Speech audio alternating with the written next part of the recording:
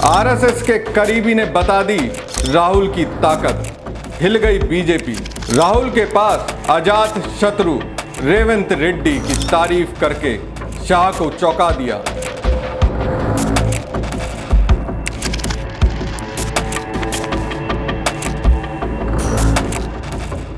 नमस्कार दोस्तों, जब दुश्मन सामने तारीफ करने लगे तो समझिए आप में कुछ तो बात है।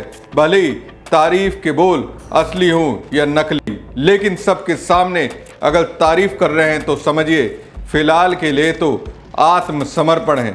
कुछ ऐसा ही दोस्तों बीजेपी के कद्दावर नेता रहे अब राज्यपाल की ओर से तेलंगाना के मुख्यमंत्री रेवंत रेड्डी के लिए तारीफ के मीठे बोल सैकड़ों लोगों के सामने बोल रहे हैं। रेवंत रेड्डी वो हैं दोस्तों जिन्होंने बीजेपी के चाणक्य अमित शाह की उम्मीदों पर पानी फेर दिया था। रेवंत रेड्डी वो हैं जिन्हें राहुल गांधी ने तेलंगाना में कांग्रेस की राजनीति को मन मुताबिक चलाने की खुली छूट दी है। अब तक रेवंत रेड्डी को मिली इस आजादी का फायदा कांग्रेस को मिला है। कांग्रेस में नेता का उदय हो रहा है। दक्षिण भारत में कांग्रेस की राजनीति मजबूत हो रही है। तो दोस्तों राहुल के खास रेवंत रेड्डी के मुरीद अब बीजेपी का एक कद्दावर नेता हो गया है। दक्षिण भारत से वो वास्ता रखते हैं। मोदी शाह के तो खास हैं, लेकिन स्थिति ऐसी बनी कि रेवंत रेड्डी की तारीफ करने से अपने आप को रोक नहीं पाए। जाहिर सी बात है रेड्डी के लिए उनकी तारीफ तो मोदी शाह को अच्छी नहीं लगेगी। उन्होंने तो रेड्डी की तुलना पूर्व प्रधानमंत्री अटल बिहारी वाजपेयी से कर दी। दरअसल हैदराबाद में हाल ही में हरियाणा के राज्यपाल की आत्मकथा पलजला काठे ना आत्मकथा यानी लोगों की कहानी मेरे जीवन की कहानी के विमोचन के लिए आयोजित एक कार्यक्रम का आयोजन किया गया, जिसमें तेलंगाना के मुख्यमंत्री और कांग्रेस नेता रेवंत रेड्डी ने आरएसएस नेता को अजात शत्रु कहा। अजात शत्रु का मतलब जिसका कोई दुश्मन नहीं है। हरियाणा के राज्यपाल ने कहा कि रेवंत रेड्डी एक ऐसे नेता रहे हैं जिन्हें पूर्व प्रधानमंत्री अटल बिहारी वाजपेयी की तरह सभी दलों का सम्मान प्राप्त है। ये कहना अपने आप में बड़ी बात है, जो ये साबित करता है कांग्रेस में राहुल गांधी ऐसे नेताओं की फौज तैयार कर रहे हैं जिनके पास विजन है, जो जुमलेबाजी ना करते हों, जिनका यकीन जनता से जो वादा किया गया हो उसका पूरा करने में रहता हो। ये कोई और नहीं बीजेपी का एक कद्दावर नेता कह रहा है, खुलकर कह रहा है। वैसे देखेंगे दोस्तों बीजेपी में जिन कद्दावर नेताओं को मोदी शाह ने हाशिए पर रखा है, उन नेताओं का झुकाव कांग्रेस की ओर हो गया। उन्हें कांग्रेस नेताओं की नीतियां पसंद आती हैं। दोस्तों चलिए जानते हैं बंडारू दातरे कौन है जिनका रेवंत रेड्डी को अजात शत्रु कहना बीजेपी में हलचल मचाने के लिए कितना काफी है। हैदराबाद से ताल्लुक रखने वाले 77 वर्षीय ओबीसी नेता बंडारू दातरे ने 1965 में अपना सार्वजनिक जीवन शुरू किया, जब वे भाजपा के वैचारिक स्रोत्र आरएसएस में शामिल हुए। उन्हें 1968 में आरएसएस प्रचारक के रूप में नियुक्त किया गया था। भाजपा में शामिल होने से पहले तक वो सेवा भारती के प्रमुख थे और संघ और उनके सहयोगी संगठनों में विभिन्न पदों पर रहे। तो समझ सकते हैं संघी मिजाज के हैं बंडारू। वो अगर ये कहते हैं रेवंत रेड्डी को अजात शत्रु मानते हैं, ये अंधभक्तों के लिए आईना है। बंडारू के एक सहयोगी का कहना है कि बंडारू भाजपा की स्थापना के समय से ही इसके प्रमुख नेताओं में से एक रहे हैं। 1980 में उन्हें अविभाजित आंध्र प्रदेश में भाजपा सचिव के पद पर नियुक्त किया गया था। हैदराबाद में बंडारू को एक ऐसे नेता के रूप में जाना जाता है जो छोटे से छोटे सार्वजनिक समारोह में भी शामिल होते थे। कांग्रेस के एक नेता ने कहा 1980 के दशक में भाजपा नेता के रूप में काम करना और विभिन्न दलों से जुड़े लोगों का समर्थन प्राप्त करना आसान नहीं था। उन्होंने लोगों से जुड़ने को एक निजी मिशन की तरह अपनाया और कई लोगों को आश्चर्यचकित करते हुए इसमें सफल हुए। बंडारू ने आंध्र प्रदेश में भाजपा में अलग अलग पदों पर कार्य किया, जिसमें 1981 से 1989 तक महासचिव का पद भी शामिल है। 1991 में सिकंदराबाद निर्वाचन क्षेत्र, जो अब तेलंगाना में है, वहां से पहली बार लोकसभा के लिए चुने गए। वो 1991 से 2014 तक सिकंदराबाद से 4 बार लोकसभा के लिए फिर से चुने गए। हालांकि उन्हें कुछ बार हार का सामना भी करना पड़ा। भंडारू के सहयोगी ने कहा, तब सिकंदराबाद में भाजपा उम्मीदवार के रूप में इतने लंबे समय तक जीतना आसान नहीं था। ये दिखाता है कि उन्हें वर्षों से जनता का कितना भरोसा मिलता रहा है।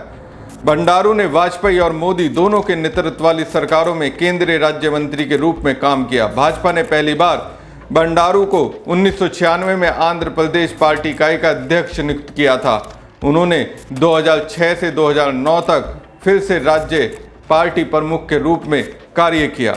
इसके अलावा उन्होंने केंद्रीय स्तर पर पार्टी में विभिन्न भूमिकाएं भी निभाई। पार्टी के राष्ट्रीय सचिव से लेकर राष्ट्रीय कार्यकारी सदस्य और राष्ट्रीय उपाध्यक्ष तक भंडारू ने वाजपेयी और नरेंद्र मोदी दोनों के नेतृत्व वाली सरकारों में केंद्रीय राज्य मंत्री के रूप में भी काम किया। मोदी एक में वो नवंबर 2014 से सितंबर 2017 तक श्रम और रोजगार राज्य मंत्री स्वतंत्र प्रभार थे। इस अवधि के दौरान उन्होंने संगठित और असंगठित दोनों क्षेत्रों के श्रमिकों के कल्याण और उत्थान के लिए देश के विभिन्न श्रमिकों संघों के साथ मिलकर काम किया। 2014 में उन्होंने पिछड़े वर्गों के कल्याण संबंधी संसदीय समिति के अध्यक्ष के रूप में भी कार्य किया। भंडारू के करीबी एक राजनीतिक पर्यवेक्षक ने बताया कि भाजपा में उनकी प्रगति का श्रेय आरएसएस से उनकी निकटता को दिया जा सकता है। उन्होंने कहा, भाजपा में उनकी उन्नति पूरी तरह से आरएसएस से उनके गहरे जुड़ाव को दिखाती है। आरएसएस के समर्थन के बिना भंडारू केंद्रीय राज्य मंत्री के पद तक नहीं पहुंच पाते। अपनी लंबी राजनीतिक पारी में भंडारू को कई विवादों का भी सामना करना पड़ा। हैदराबाद विश्वविद्यालय के पीएचडी स्कॉलर रोहित वेमुला को आत्महत्या के लिए उकसाने के मामले में उन्हें मुख्य आरोपियों में से एक माना गया था। जनवरी 2016 में वेमुला की आत्महत्या से महीनों पहले भंडारू पर तत्कालीन केंद्रीय मानव संसाधन विकास मंत्री स्मृति ईरानी को एक पत्र लिखने का आरोप था, जिसमें उन्होंने वेमुला सहित यूओएच के कुछ छात्रों के खिलाफ उनकी कथित जातिवादी, चरमपंथी और राष्ट्र विरोधी गतिविधियों के लिए कार्रवाई करने की मांग की थी। हैदराबाद पुलिस ने हालांकि 2024 में मामले में क्लोजर रिपोर्ट दाखिल की, जिसमें दावा किया गया कि वेमुला दलित नहीं था और भारी दबाव के कारण उसने आत्महत्या नहीं की। इसने भंडारू और अन्य आरोपियों को क्लीन चिट दे दी। मोदी सरकार 2 में भंडारू को हिमाचल प्रदेश का राज्यपाल बनाया गया था। 2021 में उन्हें हरियाणा का राज्यपाल बनाया गया, जिस पद पर वो अभी भी हैं।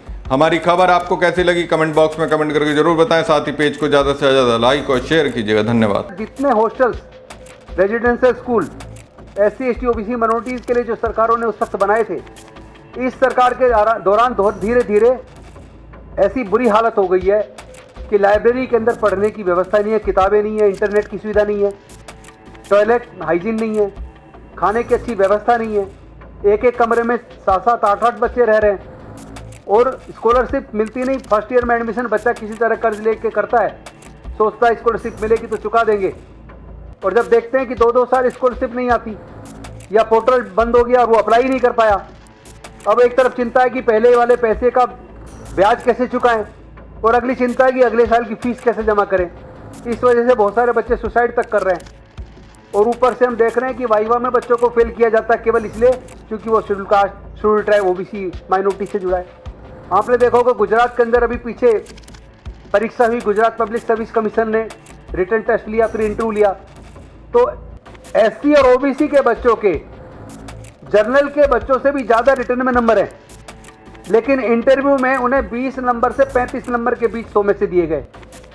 लेकिन जो जनरल कैटेगरी के बच्चे जिनके रिटर्न में नंबर कम थे, उनको इंटरव्यू में 100 में से 80 से 90 नंबर के बीच नंबर दिए। यानी 50-60 नंबर एकदम से SC ST बच्चों के, OBC बच्चों के इंटरव्यू में कम कर दिए जाते हैं। तो वो फिर पब्लिक सर्विस कमीशन इतना पक्षपात कर रहा है।